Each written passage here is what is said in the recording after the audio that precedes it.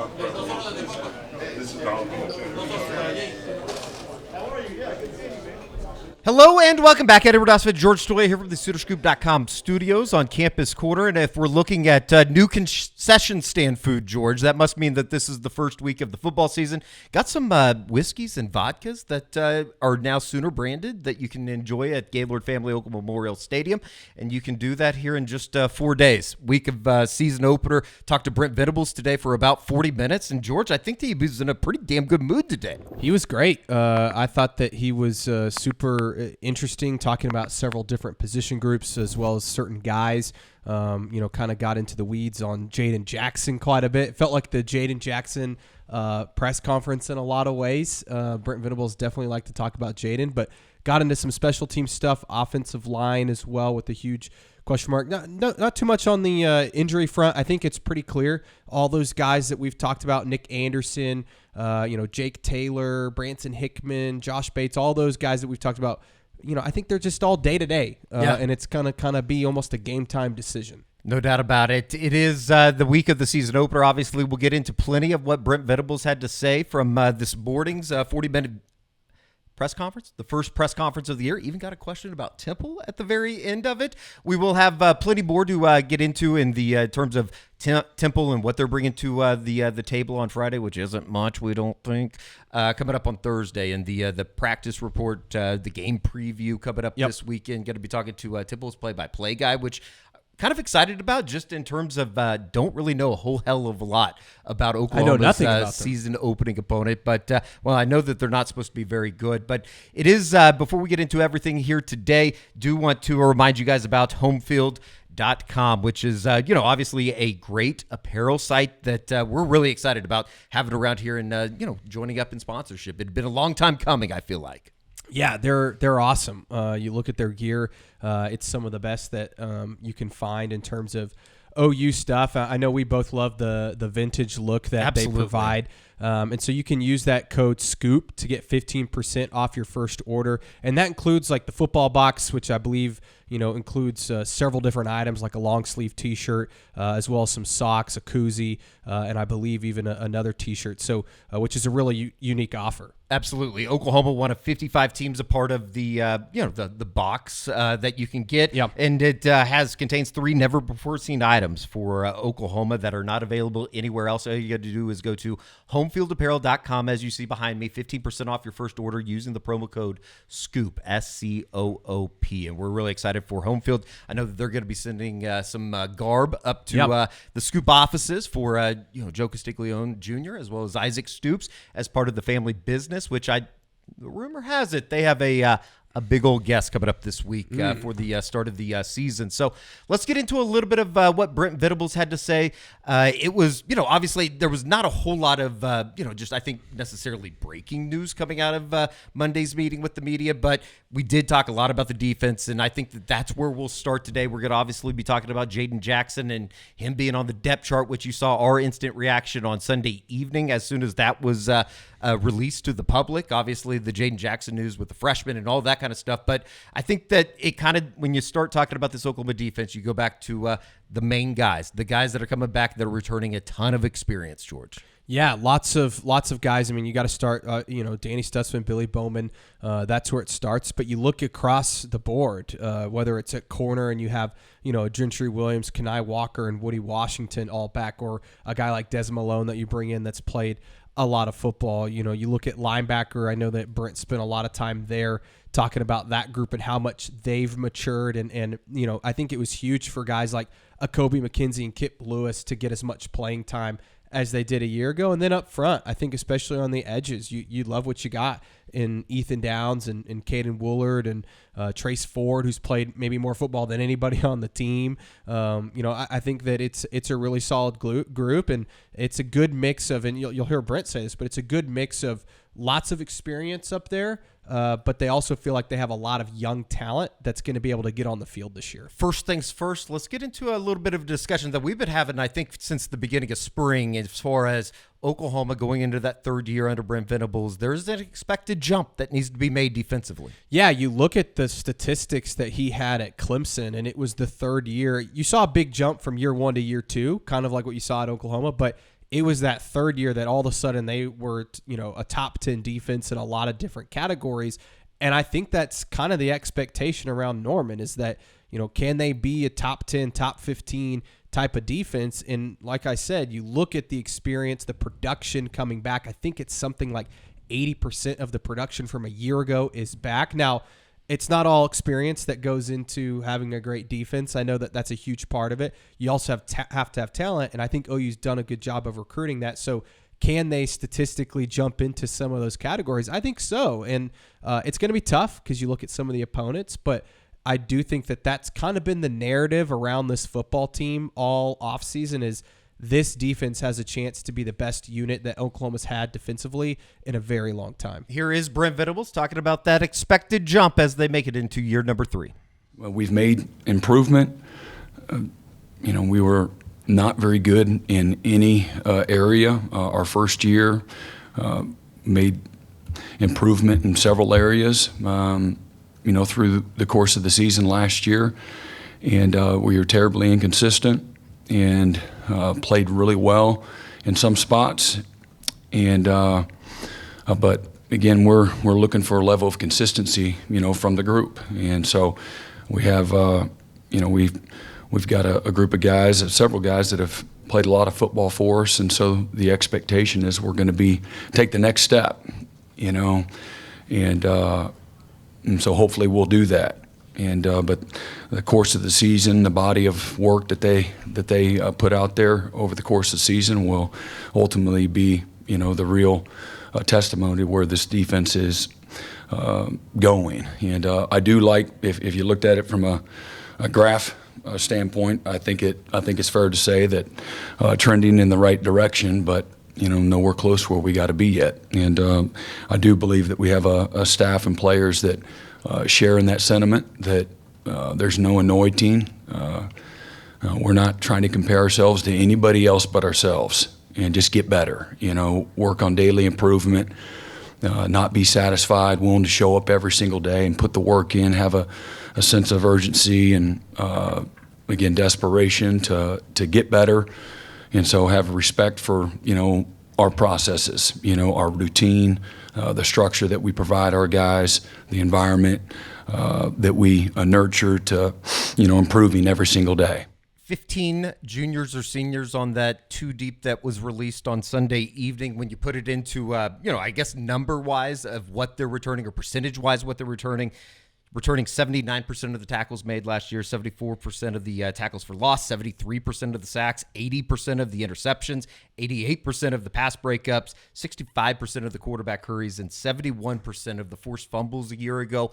And, I think Brent mentioned it on Monday, a lot of the belief in the jump and the strengths of the defense, starting at that linebacker position with, the likes of a Danny Stutzman.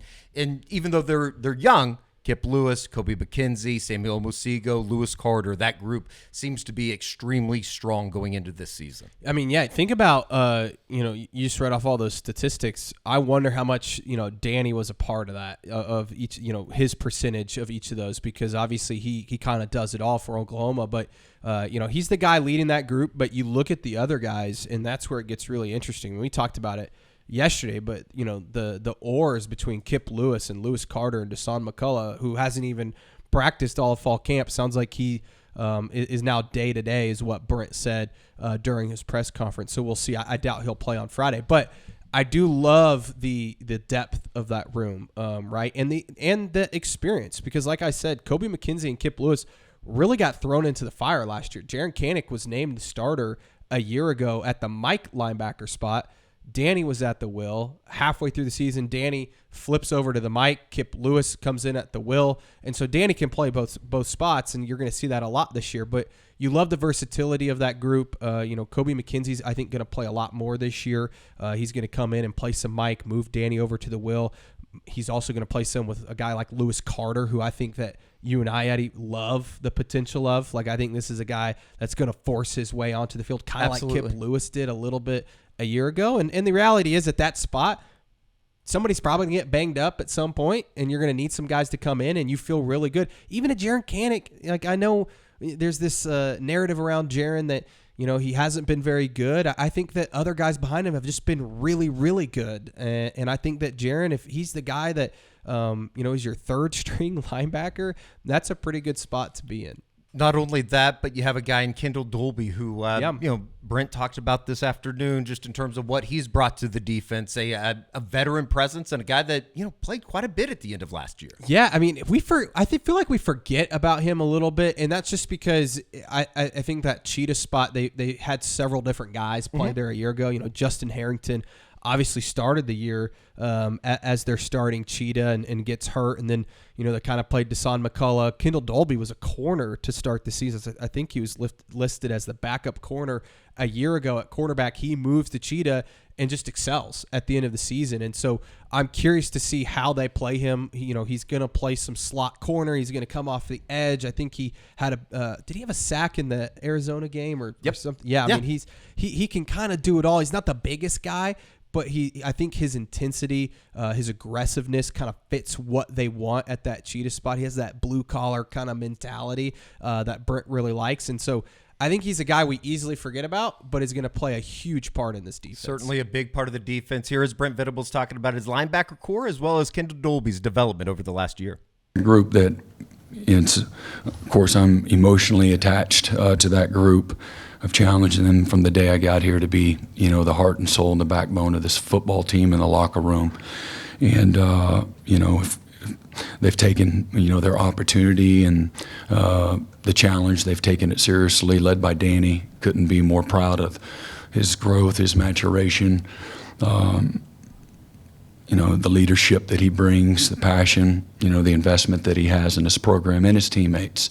He's a wonderful teammate.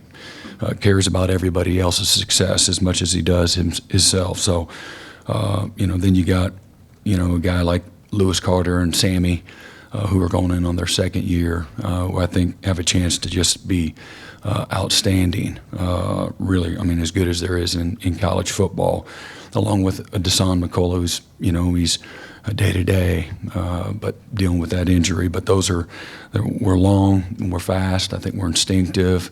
It's a group of guys that are, again, heavily invested. They put in a tremendous amount of time off the field in working on their craft, and they do it together. That's my favorite thing. I love where he's at.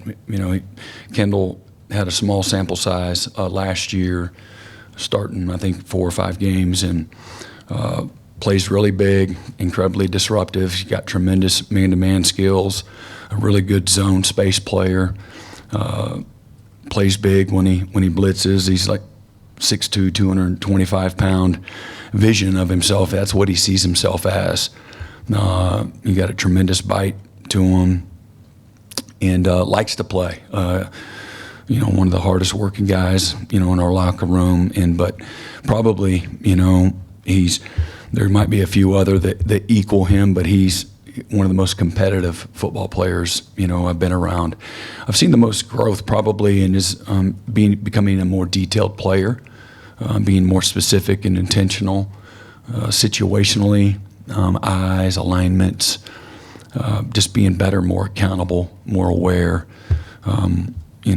How his role, how he fits into the rest of the defense. So there's been a maturation mentally and technically that I have a great appreciation for. But he has a chance to have a tremendous year and play the game a long time. Got to keep his head down, got to keep improving. But I really like where Kendall Dolby is. He's had a great last several months. We talked about the 15 juniors and seniors. There were obviously 2 names that, I think have become very, very familiar with Oklahoma fans here on the defensive line group, and that's Jayden Jackson, David Stone, obviously, and what they brought in, being part of that 2024 class, defensive line class specifically that Todd Bates and Miguel Chavis brought in. It seems like the hype only continues to build for Jayden Jackson, who was in a starting role on the 2 deep released on Sunday. He would be the first defensive tackle or freshman defensive tackle to start a game since Tommy Harris. Think about that, what you just said. Tommy Harris, that's insane that he's in the same category. Now, and it seems like the expectations and the hype only continue to build in the last 24 hours, specifically after what we heard from Brent Venables. Brent talked about him for it felt like 5 minutes, and he would bring him up in other answers. Sure. Right, like he was talking about other guys, and he'd be like, and that kind of reminds me of Jayden Jackson. I'm just like, all right, so Jayden has obviously had a great fall camp. We heard about it, even going back to the spring, about how quickly he was able to grasp what they were asking him to do. I think physically he's certainly ready, right? And I think mentally it sounds like he has been coached and taught the right way and is able to contribute this early, and not even contribute, start. Like that's an incredible feat by Jayden Jackson. So the expectations are sky high. I'm not going to tell you he's going to be Tommy Harris. That's unreal expectations. Well, it was on for the a guy coach's like that. show on Sunday evening that Brent Venables, I think, basically said he's not a Gerald McCoy, he's not a Tommy Harris. He's probably more similar to something that we saw from Dusty Dvorak, which is freshman. still incredible, an incredible, comparison. If he ends up being any one of those three type of players, obviously he'll have a great career. So, I think listening to Brent speak today, it sounds like Jayden is mature beyond his years, and I think you have to be, as a true freshman, to be a starter, right? And especially in such an important spot on that defensive line in this conference too. Like I mean, this is a huge deal, and so going to be fun to see how much he gets, how much run he gets throughout the season. I think David Stone too is going to slowly work his way. Obviously, he made it onto the depth chart, and even Brent said today that absolutely he's going to see the field this year. I think they have to play him. To be honest, like I think it's a situation where they just don't have a ton of depth on that defensive line, and I think David's just too good to not put out there, and he's going to make some mistakes. I'm sure Jayden will too, because they're true freshmen. But I think both those guys are super talented, and clearly the coaching staff loves them. Here is Brent Venables talking about his young freshman defensive tackles, Jayden Jackson as well as David Stone. He's got a great deal of maturity, again, mature beyond his years, very focused, driven, ambitious, shows up, puts the work in every single day. He's a model of consistency with his habits, his mindset, great mental and physical toughness. He brought with him a skill set that was very refined, from a block recognition, his pad level, his footwork. So there's a lot to build from. And then again, a willingness to put the work in. He's got great humility, respect for what it takes to be successful. He shows up and makes everybody around him better. He's a really good teammate, incredibly coachable. It's coach's dream, but for where he is as a freshman, mentally, in his capacity to show up the same every day, have great self-awareness.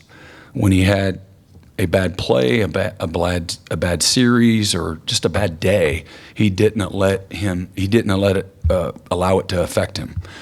The following day or the following play, the following series, so forth. So that's abnormal, and he's got a great future in front of him if he keeps his head down and continues to be who he's been, which I don't see any reason to believe why he wouldn't. That line of scrimmage on defense. Again, we're hopeful to play in that 9 to 12 range, 12 being best case scenario. And again, you get your opportunity. You got to go in there and know what you're doing, and I'm sure he will. But David Stone's absolutely somebody that he led the defensive tackles when we went pass rush. Our pass rush drills, good on good. He led. He might have had one or two more than the next guy, so he led in our sacks out of those guys. He's just trying to get refined fundamentally, technically, pad level, and things like that. But love where he's at. Just because he's not a starter doesn't mean it's not an indictment what he's not doing. He just has some things he's got to work on, like most guys.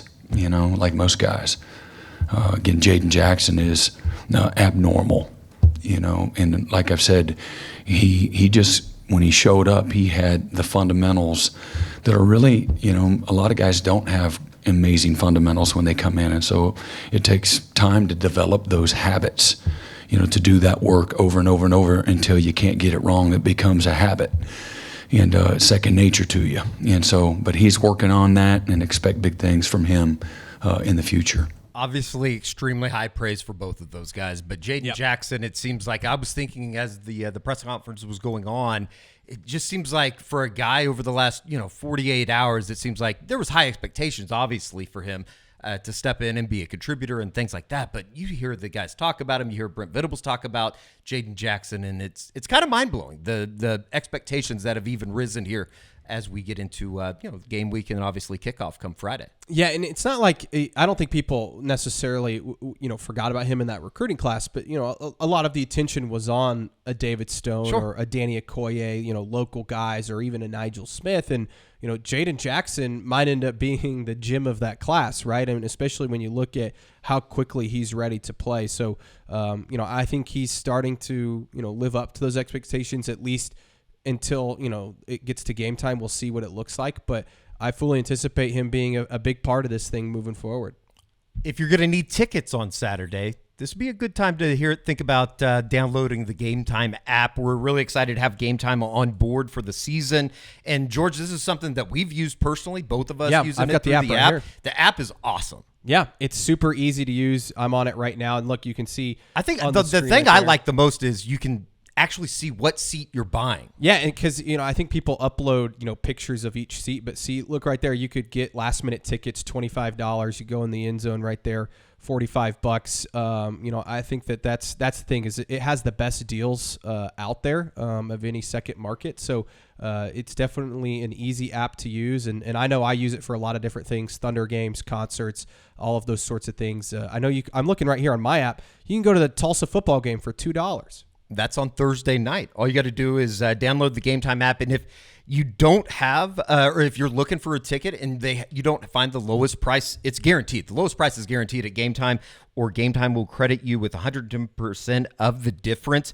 All you got to do is take the guesswork out of buying concert tickets with Game Time or games. Download the Game Time app, create an account, and use code ON3 for $20 off your first purchase. Terms apply. Again, create an account and redeem code ON3 for $20 off. Download Game Time today. Last minute tickets, lowest price guaranteed. And once again, as I said, if you find a lower price somewhere else, let Game Time know and they'll credit you for 110%. Terms do apply for that. So all you got to do is download the Game Time app, create an account, and once again, use code ON3 for $20 off your purchase. Terms apply. Again, create an account and redeem the code ON3, so ON3, for $20 off. Download Game Time today. Last minute tickets, lowest price guaranteed. Really excited to have GameTime.co on board. That's all you got to do is think about that. GameTime.co. You can get a ticket for $25. Get $20 off. It's incredible. I mean, that's quite the deal. Absolutely. $5 for a football game this time of the year. And the weather's supposed to be absolutely spectacular coming up this week. We talked about the defense. Let's talk about the offense. Obviously, there's a lot going into, it's kind of crazy, and I didn't really think about it until I was looking through the game notes. Jackson Arnold's first home game or first home start in a Sooner uniform coming up on Saturday or Friday. Pretty insane. It's crazy. I feel like we've talked about Jackson so much from every angle, and it's like all we think about is that Alamo Bowl game. But I forgot that I think it was the Arkansas State game where he it's got his first real action. I want to say he was like 10 of 11 and like 100 yards and maybe a passing touchdown in that game. Like He was really good in the Arkansas State game. But I'm excited to see Jackson, but just really this entire offense, right? Like I feel like there's so many unknowns. Like you think you love the skill position guys. You kind of know what you got in Gavin Sawchuk, but you want to see, does Javonte Barnes, kind of have that, his juice back at receiver. There's just so many guys that have been kind of banged up, whether it's, Andrell Anthony, which again, I don't think we'll see him on Friday, but will Nick Anderson play, who's been a little bit banged up? Brenan Thompson, who sounds like he's had just a phenomenal fall camp, was listed as a starter alongside Nick Anderson. Obviously Deion Burks, the tight end room, which Brent talked a lot about Bauer Sharp and Jake Roberts today, and those two guys and kind of their leadership, but also just reshaping that room. And then the offensive line, what the hell's going on there? Can that be a group that, again, we're not going to know against Temple, but what does it look like at least? Who are the guys out there? Who's getting the most reps? I think that all those things, it's going to be very interesting. We talked a lot about the defense all offseason, how great they can be, and I think we all believe that because we've seen a lot of those guys play. there's a lot of guys in this offense that we have yet to see play either in an Oklahoma uniform or just be out there on the field. It's kind of backwards, right? When we're talking about the 2024 Oklahoma football season, obviously, I think here on the SoonerScoop.com YouTube channel, we've talked about the defense first and foremost, but Brent Venables was asked, what's he make of his offense in Jackson Arnold going into the season opener on Friday, as well as Branson Hickman, who it seems has won the center job, being listed first on the depth chart released Sunday. Yeah, excited about what they can become. We're not there yet, but as I said, my opening statement, my vision is for them to be able to effectively, run the ball downhill, create explosive plays, take care of the football, put pressure on a defense in both our schemes and our ability to tempo when we want. Getting the ball in our playmakers' hands. I think we've got fantastic playmakers at all of our skill positions, tight end, running backs, receiver. I really like the leadership and the buy-in with our guys on the offensive line. It's a fun group. If Bill Beadenbow, that most of the time when he comes into the football building, it's the no fun zone for Bill.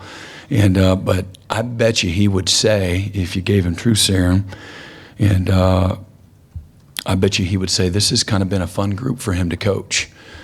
They've been mature. They've been focused. They care for one another. They bust their butt. They show up and they work every day. It's not pulling teeth. You don't have the group as a whole. You don't have distractions off the field. It's a very driven group of guys. No off the field issues whatsoever. And that can be draining, or what can be draining as a coach is if the coach wants your success more than you want it for yourself. And you can't say that about this group of guys. Branson Hickman here at the top of your depth chart at center. What's it been like watching him get in and get up to speed and get connected with the guys in this short time? Yeah, he's one of 13 guys on our roster on offense and defense in the kicking game that are making their first time starts this week, and for us here at this stadium. So really excited about Branson. The game's slow for him. Very technically sound. So kind of like Jayden Jackson, because Jayden had this technical and fundamental strength to him. It's allowed him to really transition quickly. And really for both of them, the only real barrier was the language barrier. And again, a bright guy that's put the time in. The staff's done a nice job of helping him. His teammates have done a nice job of helping him. But Branson's a guy that has put the work in to put himself in this position. Again, both fundamentally, which he really excels at, and again, not being overwhelmed by everything that you might see on any given line of scrimmage in college football. Seems like that's going to be a work in progress as they move through the non-conference, and obviously you got to get guys healthy. We'll see about Jake Taylor coming up on Friday. We'll see about a number of those guys. It sounds Joshua like Bates. Hickman might be starting on Friday. I mean, the way that Brent phrased that, it sounds like he was a guy that fought through some injuries throughout the preseason, but certainly seems like that's lining up for him to get the start on Friday afternoon. Yeah, well, I mean, again, we'll see. I think it's one of those situations where, look, they know it's Temple, and you can get away with playing somebody else, but I'm sure they'd love for Branson to go out there and be the starting center just to kind of get that cohesion that you want on the offensive line. But I could see them playing several other guys. I think Garen Hatchett could obviously get into that mix. Josh Bates, they're going to want to play some and get him some reps because he just hasn't played a whole lot of football. But if Hickman's your starting center, you're starting to feel a little bit better about that offensive line just because of how much football he's played. A lot of experience with all those guys that are coming in through the transfer portal. That wasn't necessarily as much of a surprise as maybe at the wide receiver position, where Brenan Thompson's name was listed first at one of the wide receiver positions. Look, he had a great fall camp, one of the best of any of the receivers out there. And when you look at the injury situation, they needed somebody to step up, whether it's, Andrew Anthony trying to get back from the ACL injury, Jalil Farouk, missed a few practices early in camp because he's coming back from the foot injury. Nick Anderson got a little banged up and is still day-to-day. So all of a sudden, you need some guys to step up, and I think Brenan Thompson's that guy, and I think he offers maybe something a little bit different than those guys. I mean, he's such a vertical threat, probably the fastest guy on the team, along with Deion Burks. Like these are two guys that can really fly. And so, I think that they love what he can do, and he can do some more things, but not the biggest guy out there. But I think that they want to get him involved in this offense. And I know Seth Luttrell and his offense and what they want to do. They're going to want to throw the ball deep. And one of the best things Jackson Arnold does is throw a deep ball. And we saw that connection back in the Alamo Bowl on the 63-yard touchdown pass that he threw to him there to start the third quarter of that game. I think you're going to see a lot of that this year where they're trying to get Brenan Thompson behind the defense. No doubt. They're going to use his speed, but it does sound like he has worked on himself here over the last couple months, obviously since the end of last season in the Alamo Bowl against Arizona, becoming a little bit more of a complete receiver. Here is Brent Venables talking about Brenan Thompson on Monday.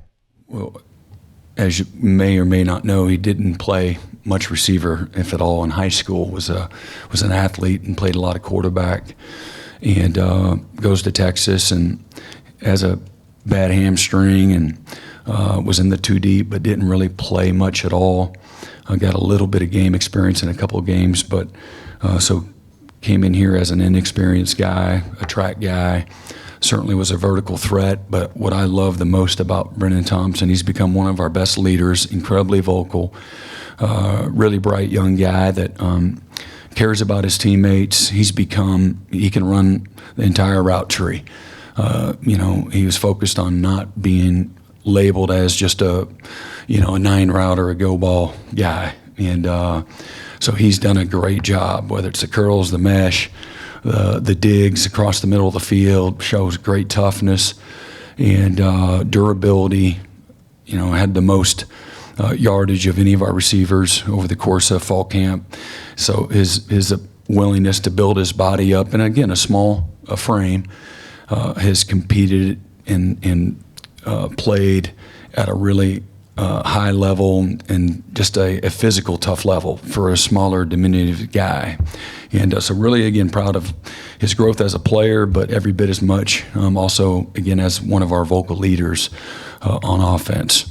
Just plays with tremendous effort all the time. I think there's a lot of excitement for that wide receiver room. Obviously, there's a lot of talent within that room, but who's that guy? And, I think oftentimes, and we're talking about guys that you forget about, where's Jalil Farouk going to be in terms of what this offense could be or can be? Yeah, I think he's going to be a huge part of this offense, and I think you're going to see them use him a little bit differently this year. Like I think you could see him playing some slot. Obviously, he likes to play on the outside, and he's had a lot of production there. But I think you're going to see them get him a little bit more involved at times. And I think it's more so for me. What is Andrell Anthony's role in this? Because I was rewatching this past weekend some games early in last season, and just you forget how good Andrell was. Yeah. In that Texas game when he got hurt, he was so good in that game. And so I wonder, throwing him back into the mix, what does that look like? How do other guys adjust? How do their roles maybe change or lesser or maybe even get bigger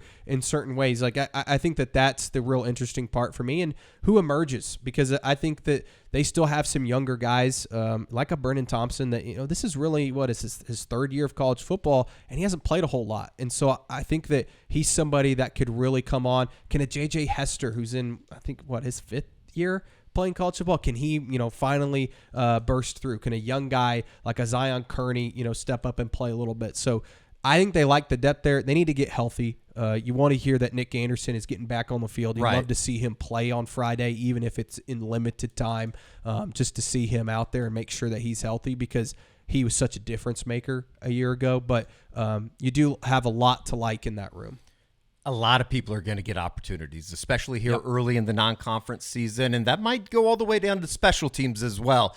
That's where we'll kind of close out today's practice report. George, you asked Brent today about the kicking situation, place kicker who's going to get that nod, and he said that Tyler Keltner's going to get the first opportunity come Friday evening. Yeah, made us look like fools. Because, here's the thing. I think that we've talked a little bit about it.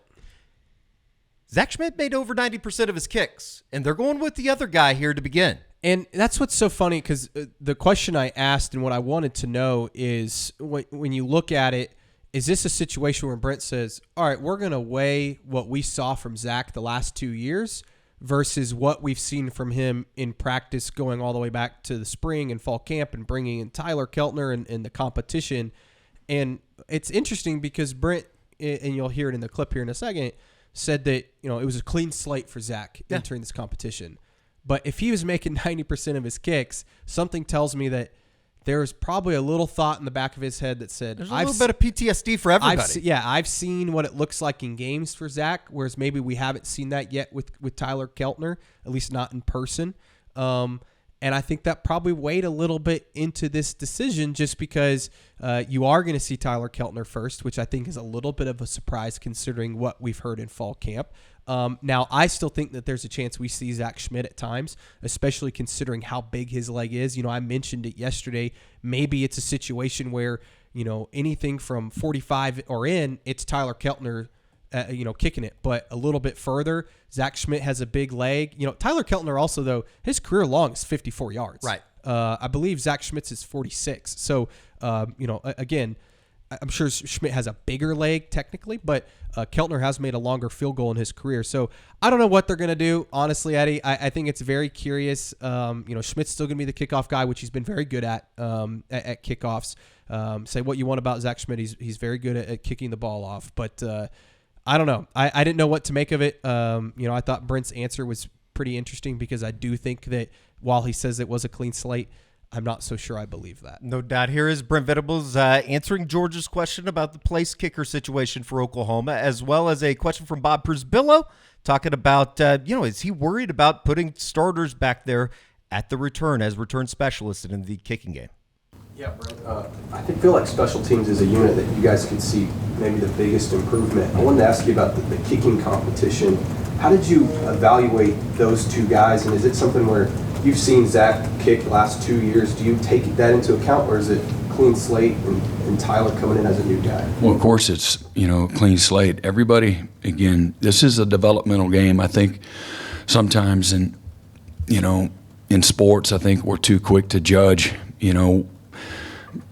someone, at any point in time in their career. I think it's fair too. You get a large sample size and that we haven't done things like we need to do.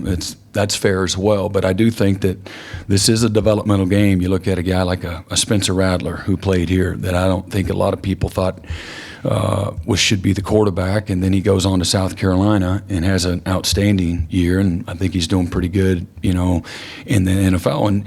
And my point with that is, look at all the growth and maturity and decision making and the precision that guys just get better, and the more you play, the better you get. That's typically what you see from freshman year to their senior year, that it's some level of trending in the upward trajectory if there's no external factors out there. So in regards to figuring it out, we have a spring and a summer sample size, and we know Zach's got a big leg. He'll be our kickoff guy, and Kelt will start the season off as our field goal kicker. And what I saw, I've got a lot of confidence in both of those guys based on what I saw, from the spring and the summer. You have Billy Bowman listed as kick returner and Peyton Bowen as punt returner. What kind of separated them to where they set themselves apart for that role? And I don't want to say if concern is the right word, but 2 of your 3